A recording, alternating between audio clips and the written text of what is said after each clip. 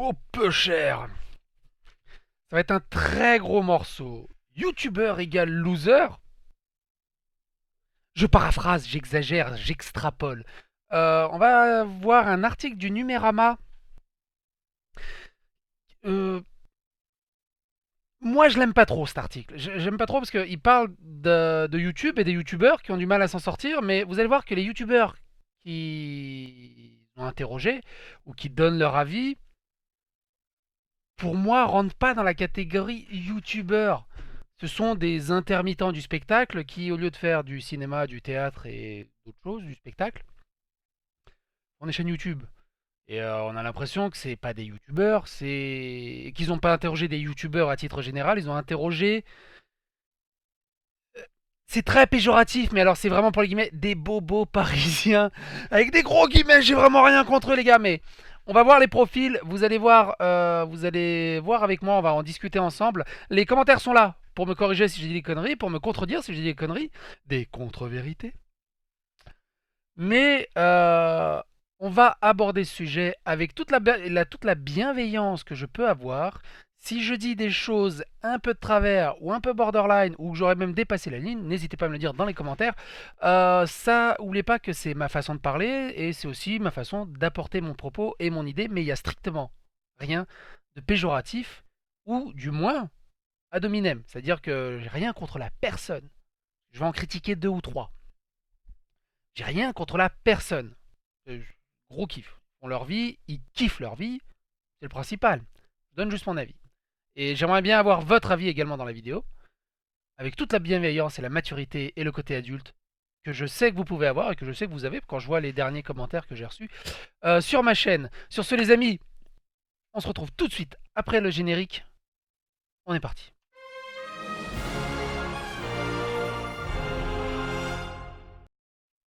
Et également, hein, on va faire un petit avant-propos. N'oubliez pas de vous abonner, de partager, de clocher, de commenter pour l'échouiller l'algorithme de YouTube. Ce Dalibourdin Investigation et cette série de vidéos fonctionne grâce à vous, tout simplement. On est parti. Numérama a sorti un article qui, je sais, n'importe quoi, qui dit Je ne serai jamais stable derrière les idées reçues, le métier précaire de YouTube, donc la précarité de YouTubeurs. On va voir qu'est-ce qu'ils appellent la précarité des YouTubeurs. De nombreux vidéastes s'inquiètent pour leur avenir sur la plateforme retraite, chômage. Leur situation est souvent précaire et trop instable pour se projeter comme ils le voudraient. Nous avons parlé à certains d'entre eux. Les clichés sur la vie de youtubeurs et de youtubeuses ont encore la vie dure. Beaucoup pensent qu'ils gagnent beaucoup d'argent, mènent une vie insouciante et partagent leur temps entre les voyages, les folles soirées avec leurs amis influenceurs et déballages en cadeaux gratuits. Il y en a beaucoup, oui, quelques-uns, sûrement sur les doigts d'une main. Mais derrière, il y a une charge mentale qui est assez incroyable et surtout une solitude. Il y a, il y a un court métrage de Mathieu Sommet en plusieurs épisodes qui avait sorti où il se pastichait lui-même en fait son propre rôle dedans, qui est vraiment magnifique. Allez regarder ce court métrage de Mathieu Sommet. Cette idée est accentuée par certains vlogs qui mettent en scène les bons aspects de la vie de youtubeur comme la série Amour, gloire et excès d'Antonin. Alors aussi, dans toute la liste de youtubeurs que je vais citer, j'en connais un pardon. Les autres, j'en ai jamais entendu parler, donc je suis désolé si c'est votre vidéaste favori et que vous le suivez depuis longtemps et qu'il est ultra connu.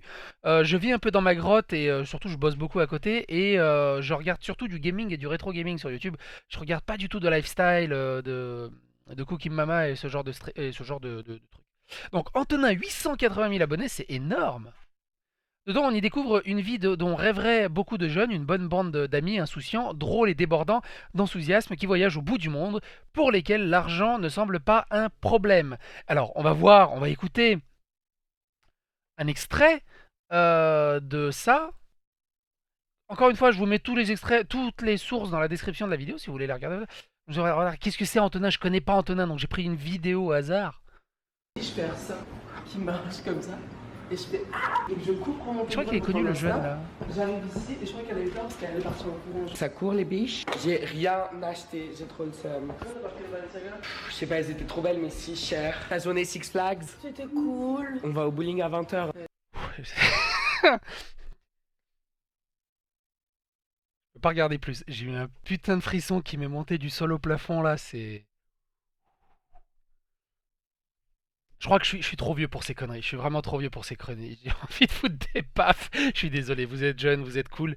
Vous avez l'air gentil, mais je suis plus du tout de cette génération, je crois. Si vous êtes comme moi, dites-le dans les commentaires. Si vous n'êtes pas comme moi, dites-le aussi dans les commentaires. Mais restez correct. Oh putain, ce coup de frisson. Bouh, petit froid dans le dos. En réalité, le quotidien des jeunes vidéastes est souvent bien loin de cette image et l'avenir un peu plus sombre ou incertain qu'il n'y paraît. Ces dernières semaines, plusieurs d'entre eux ont partagé leurs craintes à ce sujet. Peut-on vivre de YouTube? Sachant, moi, si vous voulez faire rapidement, j'ai 12 000 abonnés, je gagne 40 € par mois. ça fait ça, voilà. Peut-on vivre de YouTube? Mi-septembre, nous avons pu assister aux journées professionnelles du Frame, un festival dédié aux vidéastes d'Avignon. Lors de la plénière de clôture, le vidéaste Aude Gougny-Coubert, plus connu sous le nom d'Aude GG, donc c'est elle, je crois. Non, elle, non. Lui, non. Elle. Ça a l'air cool, je connaissais pas du tout. 70 000 abonnés.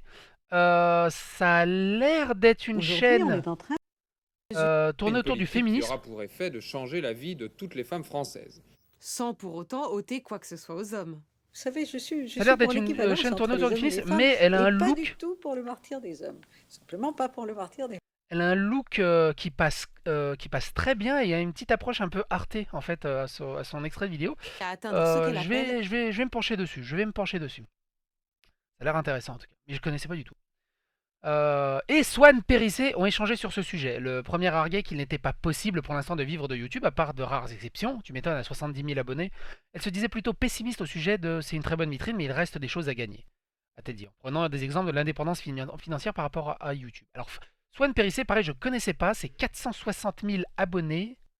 Elle raconte dans cette vidéo son plus gros échec parce que apparemment, c'était une ancienne humoriste qui a fait ce métier pendant 5 ans et racontait son plus gros échec, son plus gros bid en fait qu'elle avait fait et qui a mis un terme à sa carrière d'humoriste, où elle était en première partie d'un grand comique apparemment. Et ça a fait un très gros bid qu'il y a eu une annulation de 40 dates avec ce gros youtubeur et il y a ce passage qui m'a bien fait rigoler. Et l'ego humain. Vous apprendrez plus tard dans votre vie, vous avez déjà appris. Le pire, c'est de croire les gens qui te flattent. Cette productrice veut absolument travailler avec moi. J'avais une metteuse en scène, mais elle me dit « Tu sais, Swan, moi j'ai pas trop envie de travailler avec une autre metteuse en scène. Tu devrais la virer. » Je la vire. J'ai été Et là je fais « Ok, y a pas de souci, ouais, on y va !» Ça s'appelle le karma. Non mais, je connais pas ces spectacles, je sais pas si elle est drôle ou pas, mais... elle raconte cette histoire, je vais... Et ils se rendent pas compte, les gens. C'est pas possible. C'est pas possible. à Paris pour les 6 prochains mois, le samedi soir. C'est pas possible au bout d'un moment. Elle me dit, ben, tu sais, tu devrais... Donc si vous la connaissez, dites-moi ce qu'est vaut cette personne. Je ne la connais pas. La première approche que j'ai eue d'elle, elle était pas simple. On va parler de Timon et Pumba juste après. Swan Périssé, elle racontait comment elle parvenait enfin à s'en sortir de YouTube grâce à ses partenariats et ses marques. Elle reconnaît cependant que sans ses 460 000 abonnés et un contenu plus de niche et donc moins attirant pour les marques, ce sera peut-être pas si simple. Alors, avant d'aller plus loin et avant que j'oublie, parce que je voulais aborder ce sujet en fin d'article, mais je risque d'oublier, on va parler maintenant. Vous allez voir que pendant tout l'article, tout le monde se plaint de la difficulté financière de YouTube qu'apportent les publicités de YouTube. On est totalement d'accord là-dessus. Mais strictement, personne... Tout le monde se base uniquement sur le revenu publicitaire de YouTube. Ça marchait au début, genre 2010, 2011, 2012. Mais maintenant, avec Utip, Tipeee, les dons... et j'en passe, et des meilleurs de donations, enfin voilà, vous avez compris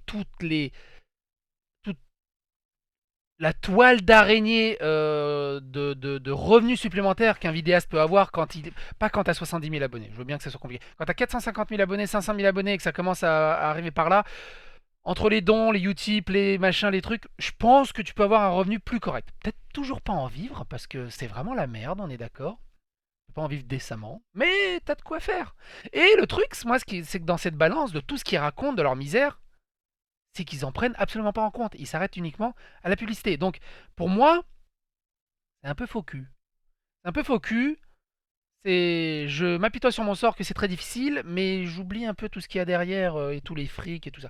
Donc, par contre, ils parlent évidemment des partenariats, mais ils donnent pas les montants des partenariats. Mais si vous vous doutez bien que si les revenus publicitaires de YouTube sont si dégueulasses et qu'ils arrivent à en vivre avec les partenariats, c'est que putain, ça paye bien les partenariats. La précarité financière est l'un des premiers arguments avancés. Moi, je pourrais pas de toute façon être youtubeur à plein temps, c'est-à-dire que j'ai une femme et 2 gosses, de pas savoir le mois suivant si je vais pouvoir les nourrir décemment ou si je dois me serrer la ceinture, c'est pour ça que je pourrais jamais être youtubeur à plein temps, quoi. La précarité financière est l'un des premiers arguments avancés, excusez-moi pour le rototo. Elle peut être liée à plusieurs facteurs comme la difficulté à monétiser ses contenus directement sur YouTube. La plateforme est très dépendante des annonceurs, c'est une principale source de revenus. En conséquence, elle se montre particulièrement prudente. Il n'est pas question qu'une marque voit son nom associé à un contenu qu'elle juge trop polémique, violent ou osé. Ça, les problèmes de démonétisation, les Dali Bourdin investigations, il y en a 3 sur 10 qui sont démonétisés. 3 ou 4 sur 10 qui sont démonétisés. On les dispute et les remonétiser. Mais les remonétiser genre 3-4 jours plus tard. Donc quand il n'y a plus de vues. Donc tu fais 10 000 vues, 12 000 vues, t'as 50 centimes, 1 dollar. Ouais, super. Résultat, certaines chaînes ne gagnent presque pas d'argent avec les publicités. Clemity Jane, une jeune vidéaste spécialisée dans les sujets de sexualité et les revues de sextoy, racontait au monde que 90% de ses vidéos seraient démonétisées. Tu m'étonnes avec un sujet pareil. YouTube et les États-Unis sont extrêmement prudes. Les algorithmes, et d'ailleurs je ne connais pas Clemity Jane non plus, il faudrait que j'aille faire un tour pour voir ce que ça donne. Les algorithmes présentent par ailleurs des biais qui peuvent pénaliser certaines communautés. Les vidéastes de la chaîne Nerd City ont testé 15 000 mots-clés et expressions sur YouTube. On vous explique tout ça ici. Pour savoir lesquels, une fois mis en titre, provoquaient automatiquement une démonétisation. Alors j'ai parlé de ça, c'est très très pertinent, je vous mettrai dans la fiche si j'y pense, vous pourrez cliquer juste là, ou là, je ne sais plus où c'est. Si vous voulez voir ce sujet, c'est très très très intéressant. Comment l'algorithme de YouTube fonctionne. Ils ont un élément de réponse qui est très pertinent à ce sujet. Annabelle, que je connaissais pas non plus, tient la chaîne AIM depuis 3 ans. Elle a plus de 73 000 abonnés. Dans une foire aux questions publiée le 13 août, elle expliquait le bon côté de YouTube, c'est que tu es libre, tu fais ce que tu veux. Tu parles de ce dont tu veux, tu postes que quand tu veux, le nombre que tu veux, etc. Le point négatif, c'est que YouTube, ça paye pas. Elle raconte que sans les marques avec lesquelles elle signe des partenariats, elle ne pourrait pas du tout tenir, du tout s'en sortir. Ça fait tellement longtemps. Elle a l'air ça fait très longtemps, ça sympa. fait un mois. Elle a l'air très sympa Et qui comme vont là où la youtubeuse, mais c'est une majorité des gens youtubeuse vont. lifestyle. Donc, si vous changez de camp et Moi, vous ça les me avertissez, ils m'intéresse auront pas d'autre du tout choix les que de youtubeuses changer leur lifestyle. façon, de consommer et de parler. Parce que ce sont ces marques-là qui nous rémunèrent, c'est absolument pas Mais légitime. elle a l'air brute, nature et bien cool. Donc, je connais pas du tout. Elle précise à Numérama que les publicités lui rapportent environ 2% de ses revenus totaux. C'est tellement peu que je réfléchis à démonétiser mes vidéos, ajoute-t-elle. Je me dis qu'avec le peu que j'en tire, autant mes abonnés ne s'embêtent pas avec les pubs. Oui, mais s'il n'y a pas de pub, il y a beaucoup moins de référencement. Et ça, c'est un gros problème. Des contenus très chers à produire lors du Frame Festival, Guillaume Desjardins, de la chaîne Les Parasites, pareil, je connaissais pas, était venu parler dans une conférence de comment lui et son équipe ont dû récemment choisir entre Canal+ ou France Télévisions, qui se disputaient les droits de diffusion de leur prochaine web-série. Le modérateur de la conférence lui enviait cette situation dont tous les vidéastes rêvent. Non, les vidéastes fuient la télé. Les vidéastes fuient la télé. Ils ont, enfin, les vidéastes, les youtubeurs, entre guillemets, les trous youtubeurs, fuient la télé pour faire leur propre contenu et tout. Pour moi, c'est absolument pas le rêve de me retrouver à la télé. C'est justement ce qu'on dénonce et pourquoi on est bien sur YouTube. C'est pour justement fuir la télé. Donc non, tous les vidéastes ne rêvent pas d'être à la télé. Ça, c'est des intermittents du spectacle qui rêveraient d'être à la télé. Parce que voilà, c'est ça. Et c'est ça, c'est les mecs qui... on va voir 2 petits extraits de vidéos. Ils ont du talent. Ils ont pour les quelques minutes que j'ai vues, ils ont un vrai talent d'écriture, de mise en scène, d'acteur qui pourrait être à la télé, clairement. Clairement, ils ont la qualité télévisuelle. Le collectif dont il fait partie réalise des courts-métrages à succès. Ils ont suivi par plus de 440 000 personnes, mais cette popularité ne permet pas toujours d'amortir les dépenses. Ils ne se définissent plus, d'ailleurs pas comme des youtubeurs, ne gagnent pas directement leur vie grâce à la plateforme. Tu imagines que l'autre personne qui a 400 000 abonnés n'arrive pas à vivre tout seul, alors t'imagines une troupe d'acteurs et de tournage. Quand on a voulu tenter notre chance sur YouTube, se rémunérer grâce au site, on s'est rendu compte que ce n'était pas possible, s'est-il souvenu. Les revenus publicitaires sont trop faibles pour une équipe de tournage et pour faire de la fiction. Il raconte notamment que pour un plan séquence de 15 minutes, sur lesquels toute l'équipe a donné son temps bénévolement, le collectif a dû débourser 7 000 €. Mais en vrai, on est autour de 200 000 € l'épisode, précise le réalisateur. Alors, stop.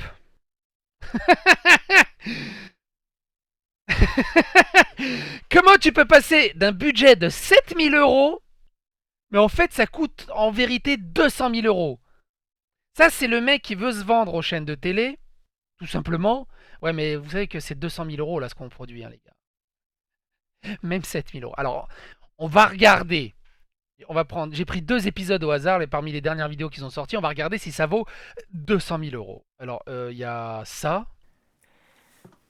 Donc, c'est un court métrage de 6 minutes. Ça me met dans un état. On va pas le regarder en entier, on va juste regarder quelques extraits. Donc vous voyez la qualité du jeu d'acteur, la qualité de la caméra, c'est une très bonne caméra. Ça c'est pas une caméra de PD quoi. Qui fait du bokeh comme ça, c'est pas des objectifs de PD là, il y a vraiment du matos. Dans mon ventre. Comme des petites bébêtes. Oui, des papillons. Il y a un vrai jeu d'acteur. Bah ça fait rien. 7 000 € pour l'éclairage, la caméra, les locations, ce genre de truc. Je veux bien admettre.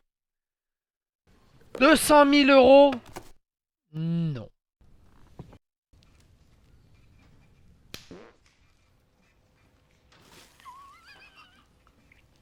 Tu as un humour très pipi caca. Très très jolie actrice, putain. Je portais le merde. Très très jolie actrice. J'aime bien la fin de ce film. Je sais pas ce qu'il y a de drôle. Même moi qui suis très pipi caca.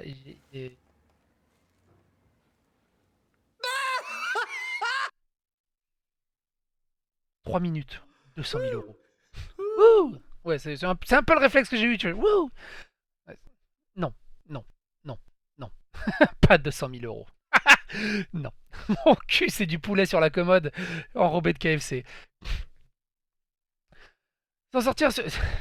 Puis tu le sens quoi, t'as l'impression qu'ils viennent du Marais, bobo parisien, classique. Enfin voilà, que c'est... Encore une fois, rien de péjoratif, c'est ma façon de m'exprimer, mais j'ai rien contre eux. Ils ont énormément de talent, c'est juste que je suis pas la cible. S'en sortir sur YouTube, c'est peut-être possible, mais à condition de ne pas avoir d'équipe à rémunérer, de bien diversifier ses sources de revenus, de faire beaucoup de partenariats, vendre des produits dérivés. Également, je suis totalement d'accord que le contenu, la qualité d'écriture, de caméra, de filmage qu'ils produisent, tu peux pas financer ça juste avec YouTube. Ça c'est clair et net, tu peux pas financer ça avec YouTube. Tu finances ça avec Ulule ou Kickstarter, mais pas avec YouTube, ça c'est clair. Ne pas rémunérer son équipe, ça... Il y avait Bruce Benamran, quand il avait sorti sa série là, où les mecs étaient enfermés dans un cube. Il les avait rémunérés et lors d'une interview après le truc, il a dit je me suis totalement foutu dedans financièrement. Franchement, la prochaine fois, les mecs, si vous voulez faire du court métrage, rémunérez pas vos acteurs. Vous vous foutez dedans. J'aurais dû le faire gratos. Il suffit d'y penser. Ah mais mon Dieu. C'est les mêmes qui vont hurler, tu sais, sur Twitter en disant ouais, la culture du gratuit, blabla, les mecs ils veulent faire de la publicité sur le dos des jeunes, faites-vous payer pour les publicités que vous créez pour ces marques et tout. C'est quand ils font des concours de marques, des concours de dessin, des concours de logos. C'est les premiers à sulcérer. Mais dans ce sens-là, ça marche. Dans ce sens-là, ça marche. Ce double discours, moi, il me... Ah! Le fait d'avoir d'autres projets à côté de la chaîne YouTube leur donne une certaine stabilité. Il avoue avoir signé avec Canal+, un contrat dont toutes les conditions ne le satisfont pas, mais qui garantissent un beau financement. Faut-il continuer? D'autres vidéastes ont fait part de leurs doutes. Le 12 septembre, Auria, une vidéaste lifestyle, a publié une longue vidéo où elle raconte à ses 2,3 millions d'abonnés, j'ai jamais entendu parler d'elle, mais autant le lifestyle... Tant mieux pour elle, ce qu'il s'est passé durant la dernière année de sa vie et qu'il n'a rien partagé sur les réseaux sociaux. Au bout de quelques minutes, elle évoque sa situation professionnelle et financière. Elle estime s'en sortir, mais modère quand même. Professionnellement, je ne serai jamais stable, lance-t-elle. Si ça se trouve, demain, plus personne ne veut regarder mes vidéos ou YouTube ferme. Je vivrai toujours avec cette angoisse toute ma vie, en tout cas tant que je ferai ce métier-là. Et elle est totalement raison. Mis en couple, vraiment, sérieusement, elle a les pieds sur terre. Malgré elle a vraiment les pieds sur terre. Dans sa vie professionnelle. Elle a vraiment les pieds sur terre. La pression est d'ailleurs telle que des vidéastes multiplient les burn-out. peu s'autorisent à prendre des vacances ou à décrocher des réseaux sociaux par peur de perdre leur communauté. YouTube avait réagi sur le sujet en se dédouanant. Selon la plateforme, les algorithmes ne prendraient pas en compte les absences des vidéastes. Il y avait un article, l'algorithme ne serait pas responsable du burn-out des vidéastes, affirme un cadre de YouTube. Parce que dès que tu fais pas une vidéo tous les 2 jours, le référencement, tu tombes. Je vous mettrai l'article dans la description si vous voulez aller le lire plus en détail. Tout ceci, évidemment, finit par peser sur les vidéastes qui ne vivent pas tous bien de l'instabilité de leur situation. Lorsqu'on a demandé à Viviane Lalande de la chaîne de vulgarisation scientifique Syllabus, 150 000 abonnés, c'est la seule que je connais. Si vous connaissez pas Syllabus, elle mérite à mort. Une question plus médicale que d'habitude et que vous ayez vous abonner. Tout de suite dans le vif du sujet avec une expérience. Regardez cet extrait. Je vais vous donner un exemple très simple. Vous avez peut-être déjà remarqué. Foncez regarder Syllabus. Vraiment. Vraiment. C'est une vraie vulgarisatrice scientifique. Pas comme certains. Ce n'est pas tant une question de création, mais plus une question financière, a-t-elle précisé. Est-ce que tu peux faire tes vidéos, gagner ta vie et cotiser pour ta retraite? C'est une grande question. La vidéaste vit au Canada où les cotisations sont en grande partie privées. Cela signifie que c'est à elle de mettre de côté suffisamment d'argent pour s'assurer un futur sans rein. Résultat, elle se projette peu. Mon échelle de projection, c'est 6 mois. Je ne me projette pas plus loin car ça semble trop instable, dit-elle. Avec 150 000 abonnés, elle arrive à se projeter sur 6 mois. Après, il y a aussi les gens qui arrivent à gérer leur compta, qui arrivent à gérer leur truc, et d'autres avec 1 million d'abonnés, ils vont se foutre par terre parce qu'ils n'arrivent pas à gérer leur comptabilité. Il faut vraiment faire une sacrée optimisation fiscale de ce côté-là. Annabelle de la chaîne AIM nous confie quant à elle, je ne suis même pas certain de ce que je vais manger demain au petit déjeuner, donc dire que je suis certaine que je voudrais faire ce métier dans 10 ans serait un mensonge. Pour le moment, elle estime que la situation lui convient, malgré la charge mentale que représente cette activité. Elle n'exclut pas de se reconvertir le jour où elle aura envie. Je suis désolé, je suis très fatigué du boulot. Toute la semaine quasiment, là, je partais de la maison à 6h40 du matin, je revenais, il était 20h30, 21h. Je suis un peu cassé, je vous avouerai, je suis un peu cassé. Se regrouper pour être moins précaire. Là, on aborde un autre sujet qui est très intéressant de la vidéo. Annabelle est auto-entrepreneuse. Les parasites sont, eux, des intermittents du spectacle. C'est ce que je disais au-dessus à propos des intermittents du spectacle. Sur YouTube, on trouve aussi des vidéastes qui ont monté des associations, d'autres qui sont gérants de sociétés au sein desquelles plusieurs chaînes sont regroupées. Pour moi, ça, c'est plus des youtubeurs. C'est des intermittents du spectacle, c'est des managers, c'est plus des youtubeurs. Pour moi, un youtubeur, c'est vraiment le gars qui fait du gaming ou le gars qui est dans sa chambre et...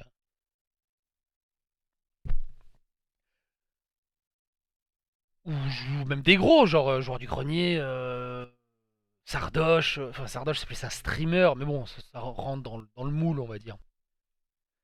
Au niveau du droit social, c'est le grand flou. On recommande aux vidéastes de ne pas travailler pour moins que le SMIC. Mais ils ne peuvent pas non plus s'appuyer sur les tarifs de l'audiovisuel qui sont trop élevés par rapport à certains projets. C'est sûr que quand tu passes de 7 000 € sur YouTube à 200 000 € en audiovisuel, pour un truc de 3 minutes, c'est pas pareil. Ce qui inquiète Guillaume Hydro, ce sont aussi surtout les youtubeurs qui n'ont pas conscience de la précarité dans laquelle ils vivent. Certains aspects acceptent des partenariats à 2 000 € alors qu'ils pourraient obtenir 10 fois plus, regrette-t-il. Si on communiquait entre nous sur les tarifs, on pourrait l'éviter. En négociant mieux, les vidéastes vont pouvoir pérenniser leur activité. Parce qu'évidemment, seul l'argent compte. Parce que il y a aussi cet aspect de YouTube. Vous allez me dire, je suis fleur bleue, je suis super con, je suis débile. Il y a aussi ça, ces youtubeurs, c'est pas d'en vivre. Sinon, t'es intermittent du spectacle ou t'es un showrunner, mais... Il y a la passion. Il y a la passion d'abord. De faire des vidéos, de partager sa passion, de faire du contenu. Au diable le fric. Moi, je fais des vidéos sur YouTube depuis 2011. J'ai jamais effleuré l'idée de vouloir en vivre ou quoi que ce soit. C'est cool pour l'apport monétaire que ça apporte. Au plus haut de ma chaîne YouTube, quand je faisais du super play, j'étais à 500 ou 600 € par an. Par an, hein, calmez-vous. Par an, 500-600 € par an. C'est cool. Voilà, ça mettait du beurre dans les épinards, quoi. Vraiment... Là, je suis à 300-400 € par an. C'est vraiment, ça reste cool. C'est rien comparé au salaire annuel que j'ai, mais ça reste cool. Mais de vivre de ces vidéos, pour pérenniser, de pouvoir négocier, de tout le bazar, bah, ça perd de la saveur, quoi. Ça perd vraiment de la saveur. C'est comme si tu kiffes les pizzas, tu deviens pizzaiolo, t'as des pizzas partout, t'as plus envie de pizza au bout d'un moment. Et du coup, tu fais tes vidéos dans l'optique de faire plaisir aux annonceurs, dans l'optique de choper des partenariats, dans l'optique financière. Du coup, tu fais plus tes vidéos par passion, tu fais tes vidéos par besoin financier pour nourrir. Il y a Stardust qui fait des vidéos assez sympathiques sur l'espace. Sur sa dernière vidéo, il avait tweeté ça m'a demandé 22 heures de montage. Je vous avouerai que ça m'a vraiment saoulé de travailler sur cette vidéo. J'en avais marre. Voilà, il se force parce qu'il doit sortir une vidéo. Il doit parler de ce sujet. Et il se force, même si ça le fait chier, parce qu'il doit manger derrière.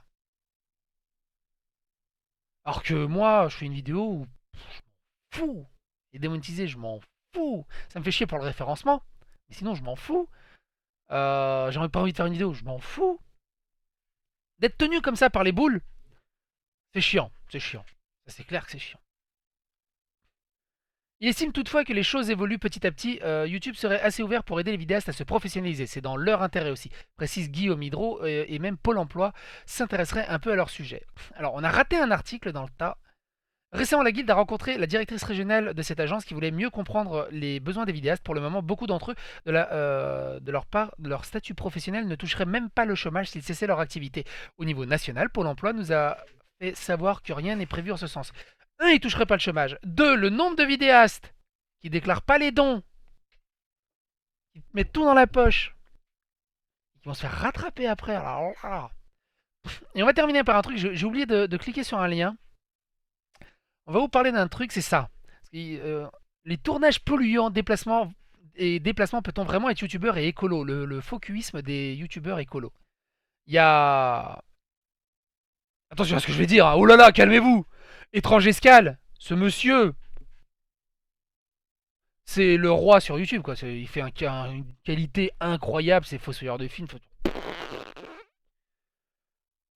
On peut quasiment pas faire plus qualitatif que cette personne.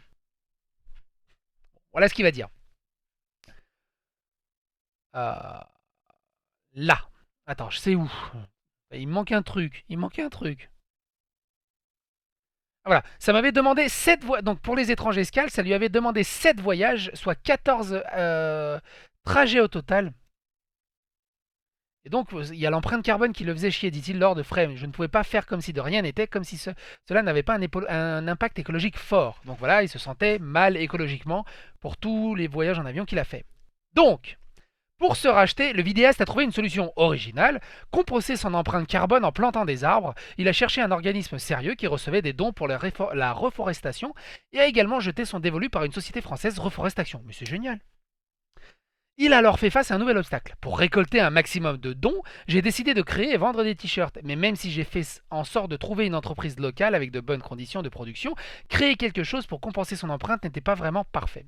Les amis, la vente de t-shirts étranges escales a généré 3 419 € de bénéfices, ce qui va permettre à Reforestation de planter 1140 arbres dans la mangrove de Sumatra en Indonésie. Après avoir réussi à faire planter plus de 1000 arbres dans la mangrove dans la Sumatra, il s'est lancé dans une réflexion plus poussée. Suis-je prêt à sacrifier du contenu pour être en accord total avec ma conscience écologique? Après avoir réussi à faire planter... Et là, d'un coup, tu te dis, oh, il a planté 1000 arbres. Mais c'est pas lui qui a planté 1000 arbres. C'est des dons, c'est nous. Enfin, c'est ceux qui ont fait des dons qui ont planté ces 1000 arbres. Donc il a rien racheté du tout. J'ai rien contre lui. Mais c'est complètement débile. Il a rien racheté du tout de son empreinte écologique. C'est ses abonnés qui ont racheté son empreinte écologique. Qui balance 3000 balles à Reforestation. Et là, il rachète son empreinte. Et on doit être loin des 3000 balles. On est d'accord que 7 voyages en avion, 14 trajets, 14 voyages en avion et blablabla. Plus les déplacements, c'est pas 3000 balles. D'empreinte écologique. Puis même, c'est débile. Tu peux pas monétiser. Tu peux pas monétiser la déforestation et le bordel écologique qu'il y a autour. Mais ça, c'est un autre débat. L'idée de départ était bonne. Se racheter, voilà, je dépense 200, 300, 400 €. Même, voilà, c'est genre, voilà, j'ai donné moi-même de ma poche. Même symboliquement. Ok, voilà, j'essaie de me racheter, je fais une bonne action. Mais là, il demande des dons à ses abonnés pour se racheter. Non, non. Alors peut-être que dans le tas, il a mis lui aussi de la poche, mais c'est pas précisé dans l'article. Donc si c'est dit et que vous êtes encore là à ce moment de la vidéo, bah dites-le dans les commentaires. Mais ça m'a fait marrer ce passage. Ça m'a vraiment fait marrer ce passage. Et un autre passage. Je crois que c'est là. Timon et Pumba. Bonsoir. On a beaucoup réfléchi ces derniers temps. Ouais. Et on va attaquer tout simplement l'État français en justice. Pour inaction face au dérèglement climatique. Et ça a le don de me gaver, mais me gaver. À voir que le climat se réchauffe, se dérègle. À voir les sécheresses, les incendies, les tempêtes. Les forêts et les animaux disparaître, que tout peut s'effondrer. On est des millions. Fin du monde, on est des millions, c'est que des centaines de millions de gens qui devront migrer. Car pour l'instant, faux cul. nos présidents... Ah bah tiens, en disant ça, en venant pile sur lui. C'est que des faux culs. Ils ont fait ça dans le cadre de cette vidéo. Ça se trouve, ils ont été rémunérés ou même pas rémunérés, mais ils l'ont fait parce que ça leur donne également une très bonne image. C'est normal. Mais ils s'en battent les steaks. Faut arrêter de raconter des conneries, ils s'en battent les steaks. Souvenez-vous, il y avait cette vidéo-là, il y a un moment. On est prêt à relever un grand défi. Un super grand défi. Pendant 30 jours, on va vous parler d'écologie. Pendant 30 jours, on va vous parler d'écologie. Ça va être génial. Empreinte zéro carbone. Si on y va tous ensemble, ça va être génial. L'action est passée. Il y en a combien qui continuent à avoir des empreintes zéro carbone à tout ça? Évidemment, qui c'est qu'on retrouve? Ah bah tiens. Swan Périssé, évidemment. Elle a vendu elle a viré sa metteuse en scène pour alléger l'empreinte carbone également, bah, évidemment. Et le plus drôle, c'était elle, Natou. Natou, donc, cette série de vidéos, ça a duré toute la semaine. Ils ont fait plusieurs vidéos, trier ses déchets, les sacs plastiques et tout le bazar. Je crois une semaine ou 10 jours après, elle sortait une vidéo. Mon vol dans un jet de l'armée. Et là d'un coup l'empreinte carbone, faut empreinte zéro déchet. C'est bon, l'OPSP elle est passée, me cassez pas les couilles avec ça. Donc, être tout sourire face à ça, super entraîné, c'est d'un faux cul tellement dégueulasse que moi ça m'ulcère, ça m'ulcère. J'ai rien contre les personnes, mais ça m'ulcère, ça m'ulcère.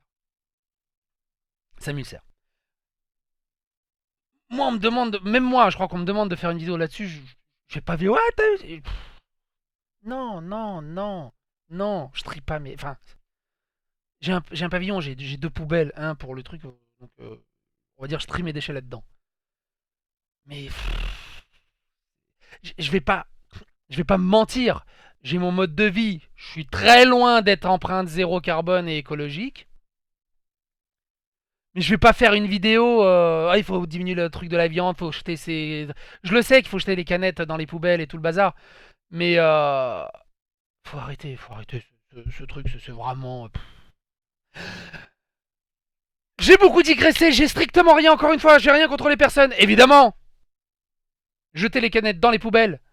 Mais arrêtez de jouer les faux culs en disant ouais, prenez pas l'avion et tout, c'est dangereux. C'est exactement comme Hulot. Est-ce que Hulot peut en même temps combattre l'écologie, enfin, se battre pour l'écologie, sachant pertinemment qu'il a fait 46 000 fois le tour du monde en hélicoptère et en avion, pour montrer la beauté de la nature. C'est un débat philosophique qui est horrible. Mais cette vidéo est déjà beaucoup trop longue et j'ai beaucoup trop digressé. Sur ce les amis, je vous aime. Tous ces gens, je les aime. J'ai strictement rien contre eux. J'ai donné mon avis sur ce sujet. Les commentaires sont là. Dites-moi... Édredon, si vous êtes arrivé à ce moment-là de la vidéo. Bisous. Bye.